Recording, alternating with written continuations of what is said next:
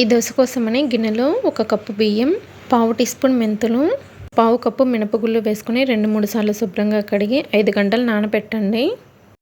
తర్వాత వేరొక గిన్నెలో 3 కప్పుల వరకు మరమరాలను వేసుకొని ఒకసారి కడిగి నీళ్ళను వంచేసి మరమరాలు మునిగే వరకు తాగే నీళ్ళను పోసుకొని వీటిని కూడా 5 గంటలు నానబెట్టాలి. బియ్యం, మినపగుళ్ళు, మరమరాలు నానిన తర్వాత మిక్సీ జార్ తీసుకొని వీటిని మిక్సీ జార్లో వేసుకొని తగినన్ని నీళ్లు పోసుకొని బాగా మెత్తగా పిండిని గ్రైండ్ చేసుకోవాలి. తర్వాత పిండిని ఒక గిన్నెలోకి తీసుకొని చేత్తో 3 నుండి 4 నిమిషాలు బాగా కలిపి మూత పెట్టి పిండిని 8 గంటలు పులియనివ్వాలి. 8 గంటల తర్వాత పిండి పులిసిందండి.